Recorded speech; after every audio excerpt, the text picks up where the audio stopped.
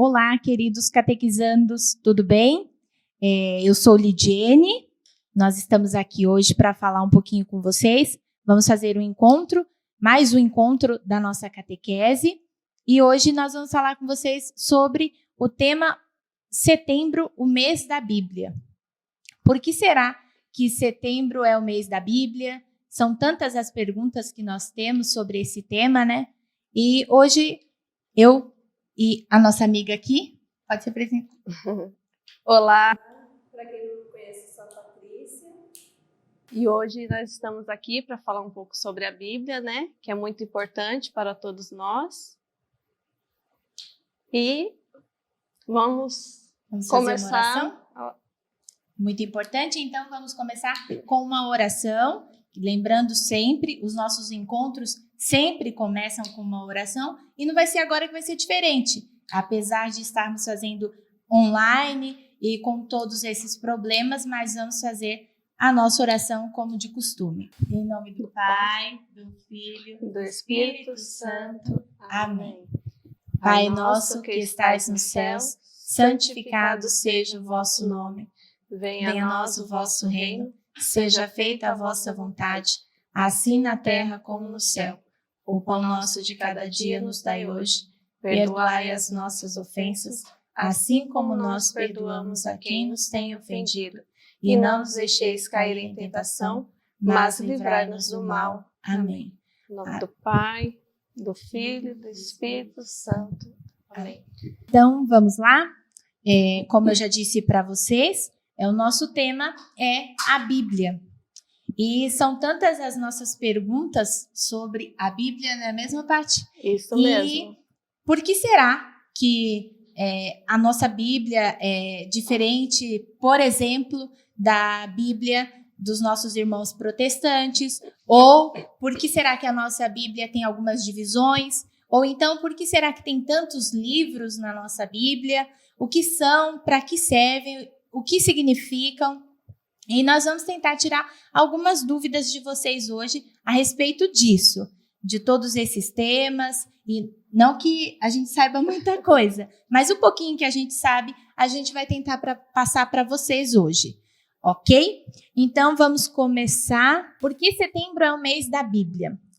Vocês devem saber que no mês de setembro nós comemoramos o mês da Bíblia, e vocês, apesar da pandemia, devem estar vindo na missa, aqueles que podem, claro, porque o protocolo é acima de 10 anos, mas os que podem devem estar vindo à missa. E já observaram que a gente está comemorando o mês da Bíblia, e na televisão também vocês conseguem ver isso.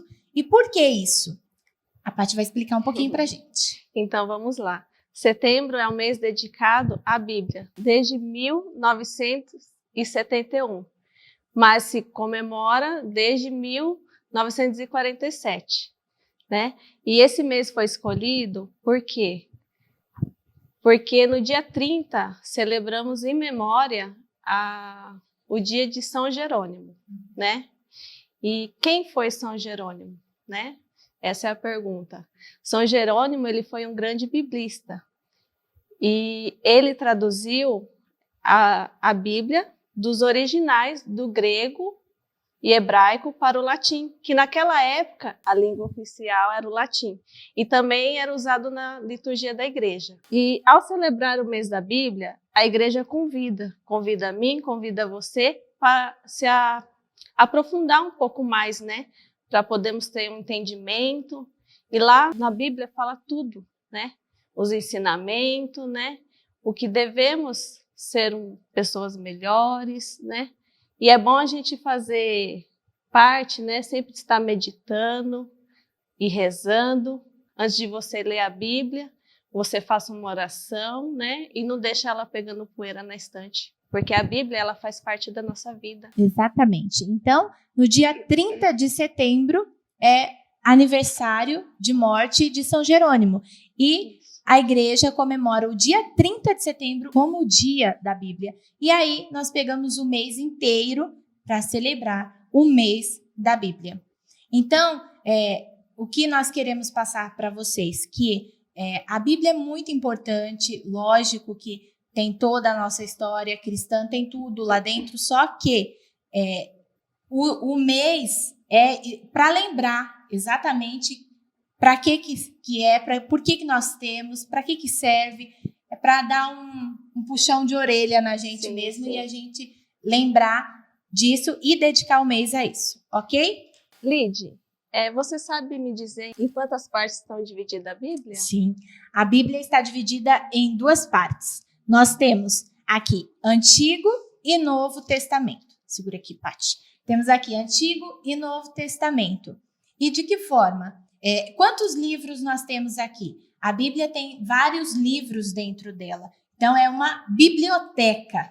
Tem vários livros aqui dentro. Não é um livro. São 73 livros na Bíblia Católica. Tendo 46 livros no Antigo Testamento e 27 no Novo Testamento. Tudo isso? Sim, tudo isso. São bastante. E estão divididos de algumas formas que nós vamos passar para vocês. Qual a diferença da Bíblia Católica para a Bíblia Protestante, que é a Bíblia Católica da Bíblia dos nossos irmãos evangélicos? A diferença é, na nossa Bíblia, nós temos 7 livros a mais. Eles têm a menos. Então, a nossa Bíblia possui 7 livros a mais do que a Bíblia dos nossos irmãos evangélicos. E quais são eles, Paty? As que eles não têm lá na Bíblia deles, que tem na nossa.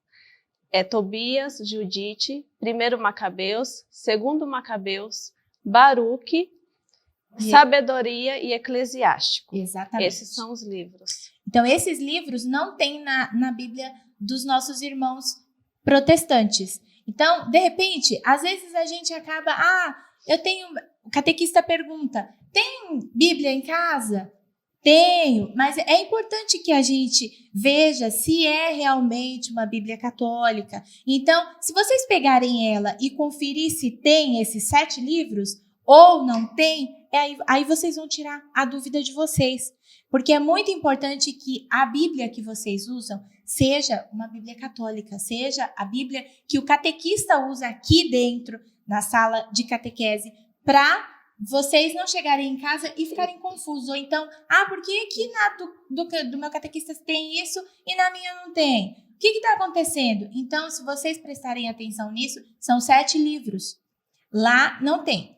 Aqui nós temos. Essa é a diferença, ok? Os livros da Bíblia estão divididos nos seguintes temas: Pentateuco, livros históricos, livros proféticos, evangelhos, livro histórico, cartas e apocalipse. Exatamente. E o primeiro, que é o Pentateuco, está dividido dessa forma. O que significa isso? Penta são 5. Então, 5 o quê? São os 5 primeiros livros da Bíblia. Então, Pentateuco são os 5 primeiros livros da Bíblia. Quais são eles? Gênesis, Êxodo, Levíticos, Números e Deuteronômio. São os 5 primeiros. E esses 5 primeiros levam o nome de Pentateuco. Se vocês ouvirem algum dia o padre, catequista, alguém falar para vocês Pentateuco, então vocês já vão, Pentateuco são os 5 primeiros livros da Bíblia. Eu já ouvi isso. Então não se esqueçam. 5. Pentateuco são os 5 primeiros livros da Bíblia. E falam sobre o quê, Paty? Sobre a história da humanidade, desde o início. Então, Pentateuco conta a história da humanidade.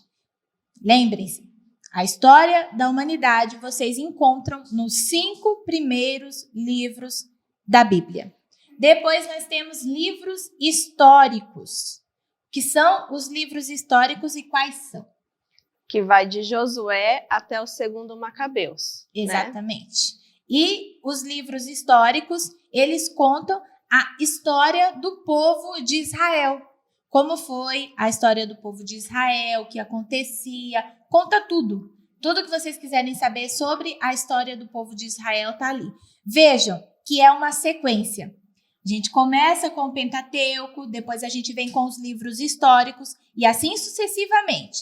O próximo é os livros sapienciais. O que são os livros sapienciais? Expressa a sabedoria, né, do povo hebreu, e também são poemas e louvor a Deus, né? Ditados e conselhos também. Exatamente. O próximo são profecias, né? Que vai de Isaías até Malaquias. Isso, né? são os livros proféticos. Os livros proféticos contam as revelações que os profetas faziam. Então, são revelações dos profetas no Antigo Testamento. E o Evangelho, Lide? Os evangelhos. Os evangelhos é um tema um pouquinho mais extenso. Nós temos 4 evangelistas aqui na Bíblia, que é Marcos, Mateus, Lucas e João. E os evangelhos? Os evangelhos contam a história de Jesus, a vida pública de Jesus, como foi, o que ele fez, o que aconteceu. E dentro dos evangelhos nós temos, vocês já devem ter observado que na missa nós temos o evangelho de Lucas, o evangelho de Mateus, o evangelho de Marcos. E é sempre assim, ou é Mateus, ou é Marcos, ou é Lucas. Isso por quê? Porque o ano litúrgico é dividido como ano A, ano B e ano C. E para cada ano, nós temos um evangelista. O ano A pertence a Mateus, o ano B pertence a Marcos e o ano C a Lucas. Então, o ano litúrgico é diferente do ano civil. O nosso ano litúrgico começa no primeiro domingo do Advento e isso acontece em dezembro. O nosso ano litúrgico começa, então, antes do Ano Novo? Sim, começa antes. Começa no primeiro domingo do Advento, lá em dezembro. E vai até o último domingo de novembro do outro ano. Então, o nosso ano litúrgico é diferente do nosso ano civil. E daí, para cada ano, é um evangelista. Por exemplo, o ano A é para Mateus. O ano B é para Marcos. O ano C é para Lucas. Então, não tem nada a ver com o nosso ano civil. E João se encaixa onde nisso tudo? João fica com as solenidades, com os dias de festa. Então, João é um complemento dos outros evangelhos, porque os outros evangelhos são os evangelhos chamados sinóticos, né, Paty? Isso mesmo. Os evangelhos sinóticos. E sinóticos por quê? Os 3 são. Vocês também devem ouvir isso do padre, de alguém. Os evangelhos sinóticos, aí vocês devem estar pensando, mas existe mais um sinótico? O sinótico? Não. Evangelhos sinóticos é porque os 3 são muito parecidos. Por isso, sinóticos são parecidos. É a mesma coisa, praticamente. Já João não escreveu a mesma coisa. João complementou o que os outros 3 escreveu. Então, o Evangelho de João é um complemento dos outros 3.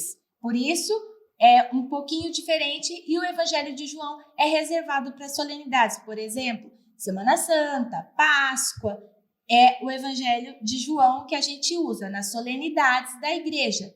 E os outros ficam para o nosso tempo comum, para as missas. Vocês podem observar que o padre vai durante um ano inteirinho dizer Evangelho de João, Evangelho de Mateus, Evangelho de Marcos, Evangelho de Lucas.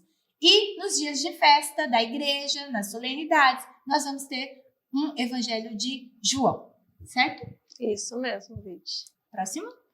O próximo é o livro histórico, né? Atos dos Apóstolos, né? Lá eles contam a história, o início da igreja, né? Como tudo começou. Isso é o livro histórico. O livro histórico é um livro apenas. Só é um livro. Temos um livro lá, que é o livro do Ato dos Apóstolos. E que conta a história da igreja, como é que tudo aconteceu, como é que surgiu.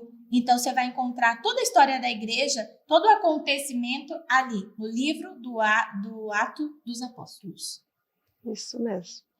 E depois o próximo é cartas, né? Que vai de Romanos até Judas, né? Totalizando 21 cartas, sendo 7 católicas. Católicas, essas 7 quer dizer universal. Tô certa, Lídia? Certinho.